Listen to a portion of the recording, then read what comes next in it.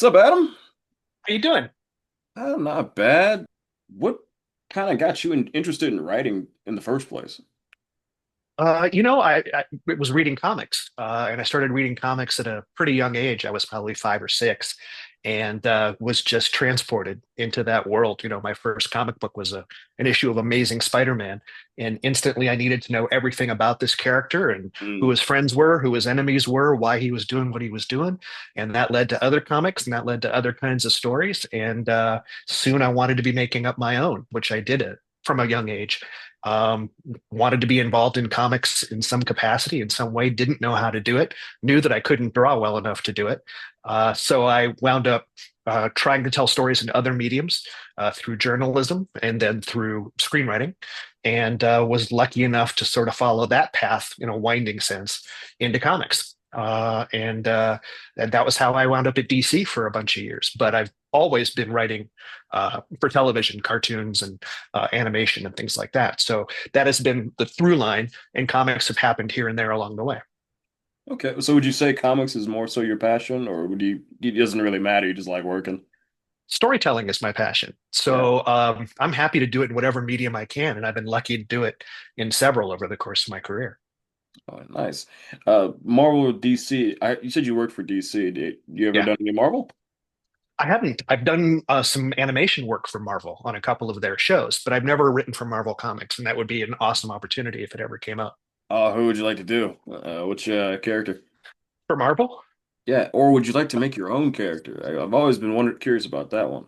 that would also certainly be fun. But I love characters that don't necessarily have their own spotlight, that tend to be supporting characters for other bigger stars. So Mm, I've always wanted to write. This is going to sound crazy. Are you ready? I've always wanted to write a Doc Samson comic because I love that character in the Hulk. And I always have. I love the B-listers, the ones that you don't normally think about. I'm super excited there's a Wonder Man TV show coming out because I'm a huge Wonder Man fan, yeah, and I can't wait to see how they do it. yeah, I was surprised to see that actually. Like I've heard Wonder Man since probably the 2000s. Yeah, And now it's like, I had a little toy of him as a kid. So I was like, yeah, so to see him and getting a show out of anybody is amazing. I've always yeah. been like side characters like that. Like my favorite superhero outside of like a Batman or Superman or Spider-Man is the Question from DC. And I'm surprised they haven't done anything with him. Yeah. Yeah, the Question's a great character. And they sort of did something with the character when it was in Watchmen, because they Mm, took all of the Charlton superheroes and turned them into a different line of superheroes. And the Question's had his or her own book several times over the years. But that character, I think, deserves an even bigger spotlight. So hopefully that happens. yeah, I think he would have fit in well with the CW stuff, when they were Mhm, doing like the Flash and Green Arrow and things like that. mhm. Yeah. Well, the Question showed up in Justice League Unlimited, the animated series, Yes, he did. um, which was a lot of fun. So yeah, I think there's definitely an audience that likes to see that character. Did you get to work on the Cadmus arc stuff back for Justice League Unlimited? I'm sorry, the Witch Arc? Yeah, Cadmus arc when all that conspiracy stuff was going on there. No, I never worked on the show. I just wrote the comic for DC, and they of the Oh, show. We could refer to it, but we couldn't like develop the story any further and bring it on out. So we made that book a series of standalone issues with each one focusing on a different character. And mm, so within that, we were able to reference storylines that had taken place in the animated series. But I got to write a question issue, which was really fun. my A lot man. of fun for me to write in that kind of paranoid voice. It's awesome. Just sticky notes everywhere. Um, Exactly. yeah. Do you do you find it's more freeing to write in comics or the animation industry? Because I know animation typically has a tighter, production schedule. I which one do you find to be more liberating to write in? Oh, that's a tricky question because when you're writing animation or when you're writing comics, especially for an established publisher, you're still working with somebody else's characters. Yeah. So it's not like you have total freedom to do whatever you want with the characters because there's always somebody above, whether it's an editor or a producer who is saying, let's pull it back a little bit and let's not go too extreme with the characters. That said, I think at least when I was writing comics on a regular basis, writing for comics was a little more freeing, because, especially if you're working with secondary characters, because there aren't as many eyeballs on those characters, and you can have a bit of a freer hand. So I found that process a little more light, as far as the creative process for me. Okay. Do you find that you kind of lean more into sci-fi, or how do you feel about, fantasy as far as like high fantasy, You know, I read fantasy when I was a kid. I read sci-fi when I was a kid, and I'm going to be honest with you. The problem I had with fantasy was keeping up with who the characters were, because they all had names that were so foreign to the kinds of names that I'm used to hearing in regular interaction with people, that I couldn't remember. Okay, now is Frodo over here or is Frodo over here? And is Gandalf this guy? Is Gandalf that person? And Which I one's just he could still never doing? keep it all straight, which says something about my level of intelligence or lack thereof. But it was too taxing for me. So I love the movies. I love watching the stories. I think it's great, but I have never been a huge fantasy reader. Okay. So more in line for sci-fi then. Yeah, I think so, because Star Trek was a big thing for me when I was a kid. And that was, a passion of mine was watching that show. And I got into the whole minute details of how spaceships work and how the space travel would work and the rules of the different shows that attack Mhm. different sci-fi questions. And that was really fun for me. So would you say that kind of informs your world building? Like, do you like to kind of expand things out more or keep things more grounded, or how do you feel? I love an opportunity to build a world around a character or expand an existing world around a character. I think that's why I've always been such a passionate fan of the Legion of superheroes over at DC, Hmm. because that literally is a whole galaxy that got built around these characters, and the interplanetary politics and the relationships between the characters of different races and species, I think is just really fascinating stuff.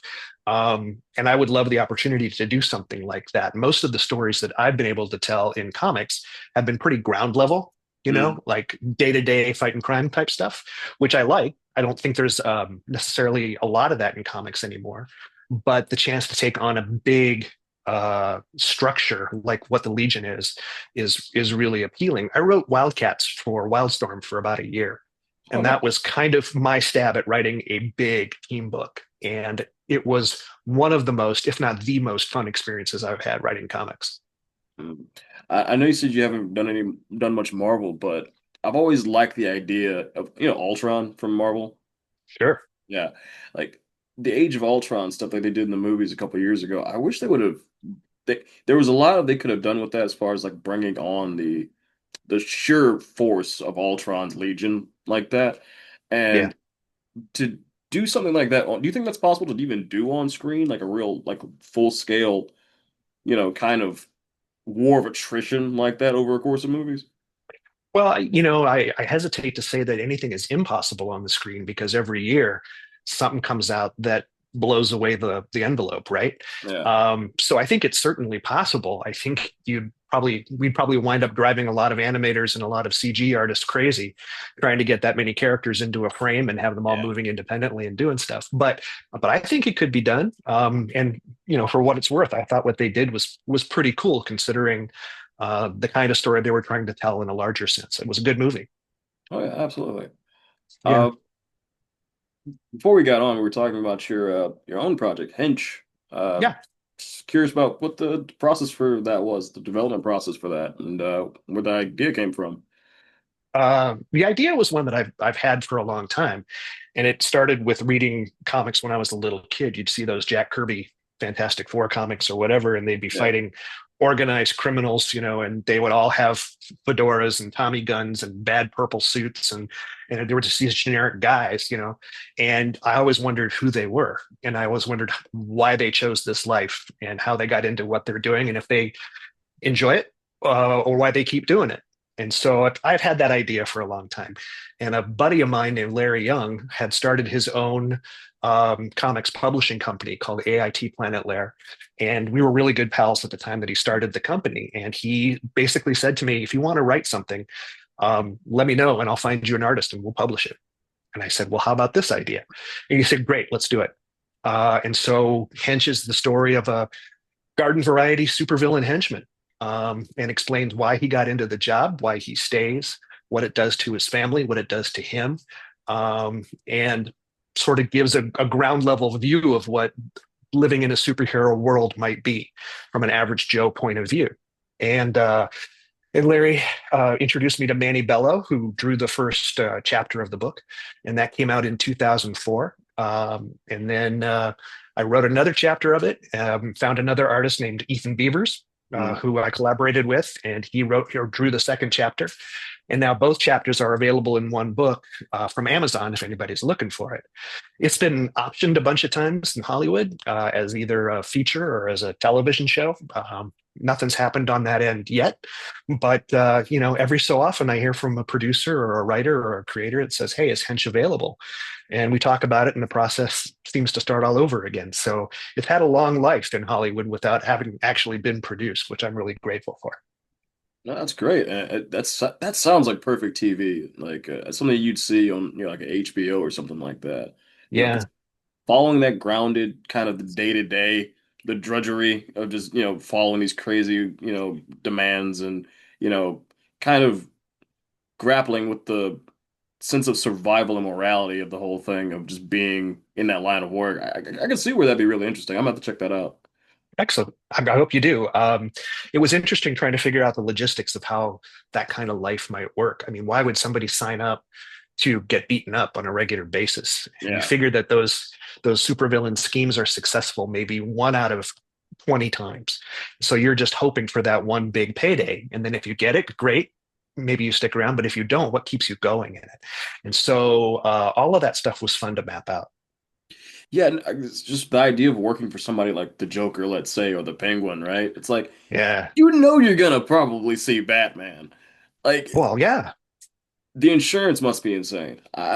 Just Come on. Do you think the Joker offers insurance plans? it's a rubber fish, but either way, You're right. You're right. I think that you've got to be pretty desperate if you go to work for the Joker. yeah, I think I'd be pretty desperate to live in Gotham in general, right? The rent must Well, be yeah. cheap. We joke that the schools must be terrific for people to continue living there. What could possibly attract people to living there? I mean, yeah, Batman's around protecting you from all this stuff, but there are so many more bad guys than there are good guys. How do you justify staying there unless And you have to for some reason? Metropolis is right down the road. That guy flies. I love Yeah, Batman, by the way. I'm just saying, you know, guy can only be so present. right. Uh, but I guess if you're a henchman for the Penguin, you can work in the Iceberg Lounge. That'd be pretty cool. You could, sure. I have never understood why, because they've established that other cities exist in these superhero universes, why people don't leave Gotham and like move to Chicago. Yeah. You never hear about anything bad happening there. I mean, No. in real life, you do, sure, but not in the comics, you I think I'll take regular life Chicago over whatever the hell Gotham's got going on. don't. Right? Like every other week, somebody's poisoning the water supply. You don't hear about that much in Middle America. No, go to Des Moines, Des Michigan. Moines is nice. I was there this summer. It's lovely. Oh man, shoot. Or let's see. What's one thing you wish you invested in? As far as like writing wise, like learning early on. It's an interesting question. What do I wish? When you say invested in, do you mean in terms of learned more about in terms of the process? Yeah, time wise, like learn like just about the creative process, about just getting your ideas from your head and onto the paper, organizing Hmm. things better, maybe. I never really had a problem doing that. I think what I didn't have was the specific focus on how it's done professionally. There Hmm. weren't a lot of books or examples out there of how to write a comic book script when I was starting out. So you sort of just did it and hoped that it was kind of close. And then with the advent of the internet, it was much more accessible to find that stuff or to contact creators and get a hold of scripts and see how other people did it. I remember reading a collection of Sandman stories that had a script from one of the issues reprinted in the back. And I just started following that format and writing stories that way, sort of analyze the structure, analyze the various ways that you you code slug lines and character lines and etc. And that really taught me how to do it. But I wish that had been available when I was even younger. Um, I think it would have given me a bit of a leg up and speeded up the learning curve a lot. It's funny you mentioned that. That's how I learned how to write scripts because I found some Batman the animated series scripts online and Yeah, just kind of sure. just study those and just learn the format that way. So Right. you're absolutely right. It does help a lot, and I'd recommend that to anybody out there if you can find something. There's plenty of people, like you said, willing to teach, Yeah, and for sure. plenty of material out there to study from. Yeah. Uh, That's what I'm doing now. In fact, is I'm teaching a class on introduction to comic book writing, and we teach format and we teach structure and we teach all that stuff to hopefully give the students who haven't been exposed to those kinds of sample materials a chance to see what it actually looks like, what it actually feels like, and what the process is actually like. It's all the stuff that I wish I had known when I was starting out. that's what we call a segue, folks. So speaking, Do you like that? yeah, man. Speaking of Yeah. speaking of your teaching, like, how have you liked that? Have you liked that transition? How long have you been doing it? I just finished my first class, teaching my first class in October. And it's for a company called Elevator, elvtr.org. And we had about 90 students, and I was terrified because I've never taught before. Mm. And it went really well. The students were great. Everybody was really passionate about the subject. Everybody really wanted to write and write well. Um, they were very attentive and respectful, and really took on the lessons, and you could see it in their work. Everybody's work really improved from start to finish.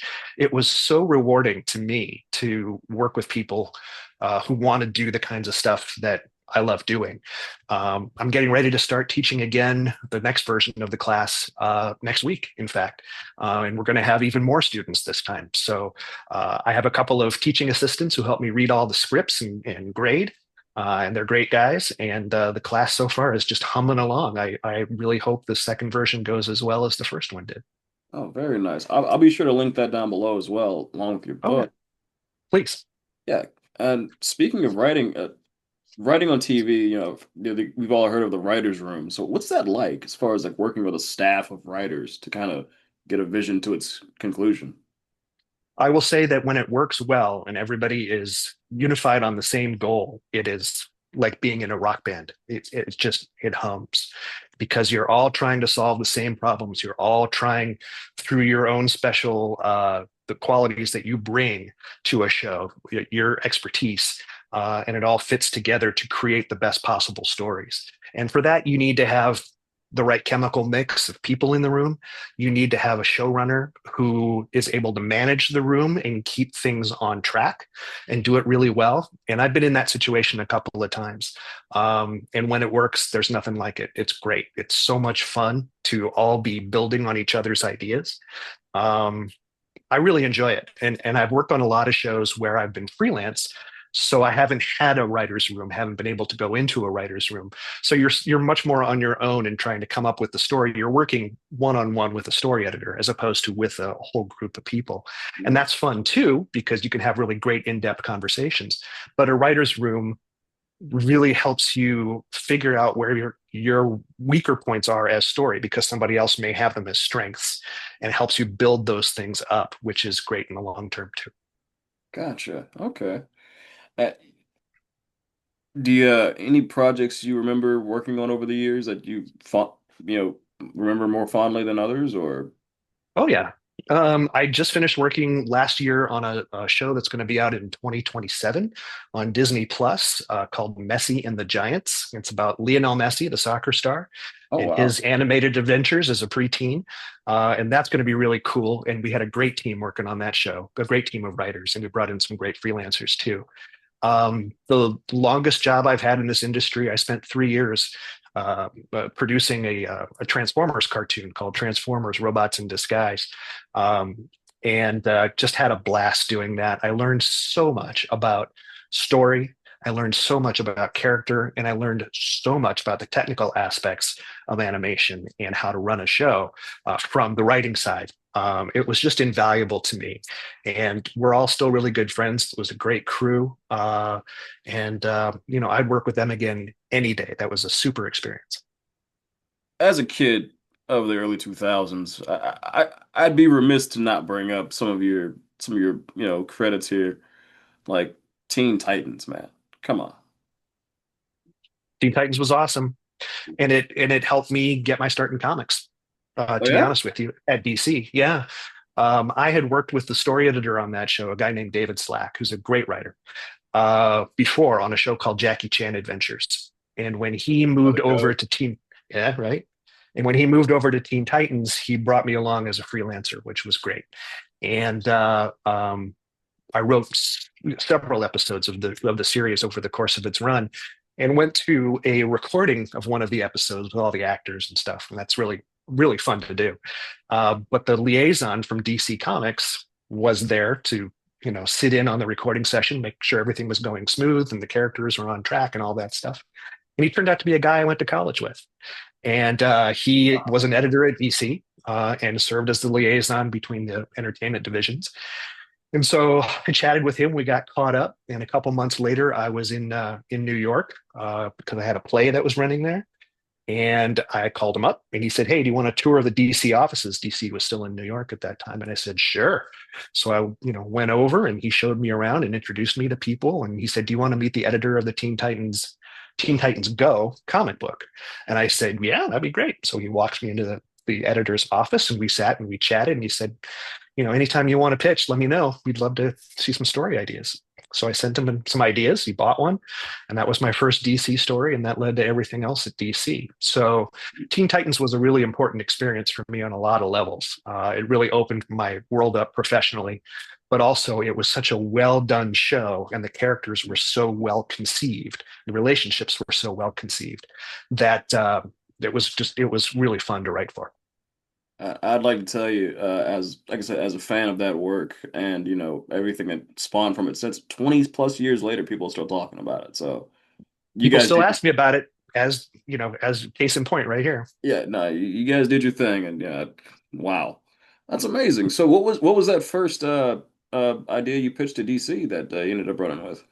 It was a Mad Bod story for Teen Titans Go. So it was on the sillier side, the more visual, wacky side, and we did a lot of optical illusion stuff in the comic, and that was a lot of fun. And it was, Mad Mod had some plan regarding a clothing line, I think it was, and the Titans had to unite to stop him before everybody in the city turned out to be naked.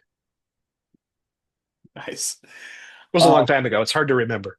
yeah, hey, and I also heard you mention you had a play going, so you've done some stage work. A little bit. I was part of a theater company a long time ago, and we did 10-minute plays. And we had a number of writers, and we would put together these showcase evenings of short plays. And while I was doing that, I was writing longer plays, sort of expanding the shorter plays. And one of the actors in our company who had moved to New York asked me if I had, three of them that were unified around a single subject or location. And I did. And so she put together some friends of hers, and they found a director, and they made an evening out of it, and it ran off Broadway. But it was fun. It was open for a couple of weeks. I got to go and see it. It was really cool, and it's always fun to see actors in any medium saying the words that you've written, because it always sounds better than you imagine it in your head, and that was no different. It's surreal, really. Um, Thinking about theater and plays and things like that, do you find improv like as a helpful skill to have in writing? Because deadlines are right around the corner, things like that. You got to make snap decisions. Like, Yeah, I not even so much from a deadline point of view as it is to just explore a character. I recommend to every writer, no matter what you write, to take an mm, acting class. Just because it'll help you explore character and help you think about characters in a different way. Improv is awesome for writers because it exposes you to other actors and see how other people explore their characters and bring those to them, and how you would react to them in your character's voice. I think it's invaluable, and I would definitely encourage writers who are interested, specifically in television or film, to take acting classes. But I think it also helps comic writers a lot. I've heard similar things for animators. Like, if you want to be a really good animator, taking acting classes helps out a lot because you understand the motion and the Yeah. drama around building a character. So that's really interesting. Also, improv is just a blast. It I was is. in a show for 2.5 years when I was younger, and just we did a weekly show, and just I just enjoyed every minute of it. It was never the same thing twice. It got your adrenaline pumping, it got your creative energies going, and it was just a ton of fun. Yeah, I did improv in college, and funnily enough, I was a really shy kid growing up. So, Yeah, going to college and just falling into improv, it opens you up a lot, and it yeah, kind of leaves you to kind of play with things a bit better. As far as like the landscape changing in the industry, but then it talks about AI and the shifting, the ever shifting goalpost of the business. How do you yeah. find, how do you How do you recommend people adapt to that, or how do you adapt to that? How have you been adapting to the changes as things have been rolling out, or do you think it's even a major issue in the first place? I think it will be. I think it's not necessarily yet a major thing for writers. I Mm, think that the need for original ideas from actual human sources will never go away. I think AI can suggest story ideas, but I don't think they're, at least not yet, as good as ideas that come from the actual human mind. I think where AI might come into play is in taking over parts of the process of putting a script together. I mm, can see it taking a beat sheet, there's the various moments of a story that you have in mind, and making that into an outline, fleshing that out into a full-fledged outline, and maybe taking away that step, which writers do get paid for. So I hope that doesn't happen anytime soon. But as far as coming up with the ideas and actually coming up with the dialogue, um, I don't see AI replacing that anytime soon to a huge quality degree. I could be wrong. I hope I'm right. yeah, no, but I'm with uh, you, man. but No, I don't see it happening right away. yeah, I've been telling people for a little while now because knee-jerk reaction is you get up in arms about the thing, but you know, one thing, and you can correct me if I'm wrong, or just let me know what you think about this, but I've been kind of seeing it as more of a marketing issue rather than an actual production issue. Like there's Mhm. tons of media out there nowadays, right? Between YouTube, Netflix, HBO, you name it, right? So there's always tons of stuff out there. So maybe the success of an IP or a product or however you want to describe it is really just depending on how well you can get it in front of people. And maybe the independent scene might be the refuge for writers and artists in general going forward. What do you think? Well, I agree. I agree with all of that, but I still think that you know AI isn't going to come up with completely original ideas on its own. It's still Yeah, taking information that it has been programmed with and combining things maybe in new ways or to put slightly new spins on things. But I think that if your material is good, it'll find an audience. yeah, And if you're diligent about trying to present it and get it out there, and if one way doesn't work, finding another way to make it work, then it'll find its audience. I think where AI is going to have its impact, and it's already starting to happen, is on the art side. I think a lot of that process can be taken over by computers and is starting to be. And I think that's an issue for the artists who work in the comics industry. And I'm really concerned for them because it's going to cut down on the number of available jobs. yeah. Um, so I hope that doesn't happen anytime soon because there's a lot of talented artists out there who deserve to be working all the time. Oh, absolutely. And yeah, I Yeah. heard some. I heard a book. I think it was a Batman book a couple of years ago. Got accused of using AI images in the book. I don't know if that was real or not, but you know, do you think the studios, like the big studios, like a Paramount or Warner Brothers, whoever, do you think they have that in the back of their minds when they're making these kinds of decisions when it comes to AI, or do you think it's more just monetarily based? I think there's the same thing. I think that those companies are looking to maximize their profits and minimize their expenditures. And that's what companies do. And so I don't know that they're always necessarily, in the larger sense, on the side of the creative artists. But that's business, and that's the nature of business. And so, the best way to control your material and the production of your material is to create your own material. Yeah. And now the tools are available to self publish much easier than ever before. And if you want to have that kind of control, there are pros and cons to that. It's not as collaborative necessarily, but you have sole control over the stuff that you create. And if you want to write and draw it yourself physically on a piece of paper, you can do that. Um, you know, Computers have been helping creative artists for a long time now. Most comics artists draw on computers now anyway. Yeah. So I think AI is most useful as a tool and not as a creative engine. And if comics can find a way to integrate AI as a tool for creating comics and not be a source of stories, I think that's going to allow writers and artists to continue to do good work. It's going to change things. It's going to change a lot of the nature of how artists work. But I think that's where we're headed. So I hope it can be integrated in such a way that everybody benefits. And that's gonna do it for this week's episode. Thanks for sticking by till the end of it. But if you'd like to see the full hour-long version of this interview, you could head over to Patreon, and just for $5 a month, you can see that along with other rewards that we have for you guys.